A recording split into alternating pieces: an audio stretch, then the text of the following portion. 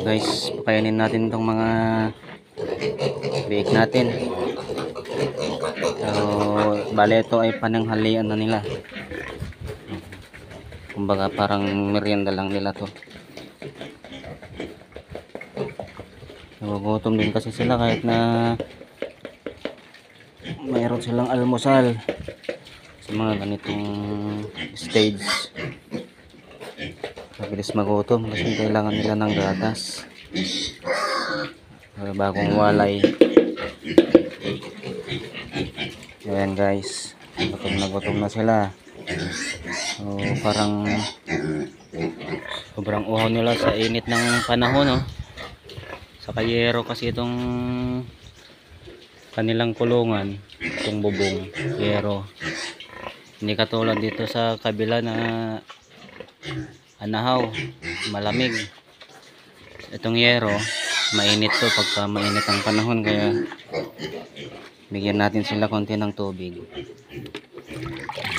Inumin nila, uhaw sila, uhaw rin mga yan, no? Mas gusto nilang uminom kaysa sa kumain.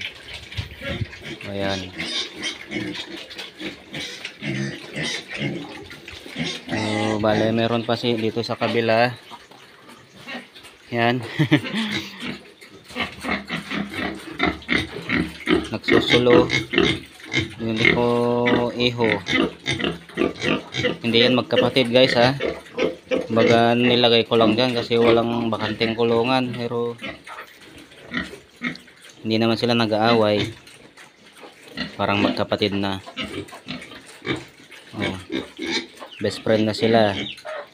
Buti nga hindi inaaway ng malaki. So nag-iisa lang yun yung mga idol, yung isa na yan na maliit, nag-iisang nabuhay ng ibang kanyang ina. Shoo! Ito namang manok. Oh, mas gusto nilang uminom. Sobrang init kasi ng panahon ngayon guys. Kalahin mong mag 42 degrees Celsius ang sobrang init ngayon. Ayan ang init. Dito sa bundok to guys, ha. Ang aking pinag-aalagaan ng baboy yan dito sa bundok. Ayan. Dito ako tumatambay pagka ganitong tanghali kasi sobrang init doon sa bahay. Para makatipid din sa aircon. Oh. Dito ang aking tambayan, yan yung aking kubo. Pwede rin tumambay dito sa gabi, malamig kaysa doon sa bahay. So malayo to sa kabahayan guys. Sobrang init. Oh. Ayan sila. No, naubos nyo na?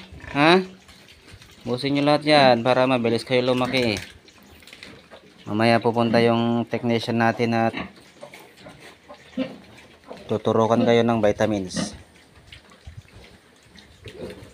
Oh, ayan.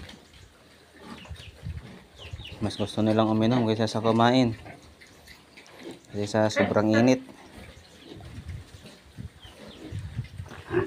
Bigyan pa natin isang tako ng tubig. Kasi pagka nasobrahan naman sa tubig, magtatae mga to, mga mababasa yung tayo nila.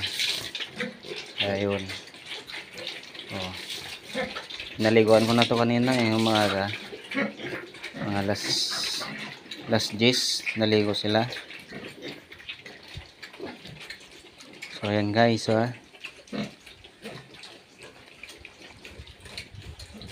Marami ring trabaho sa pag-alaga ng baboy. Maraming gawain. So ayan muna guys, ha. Susunod ulit na video. Salamat.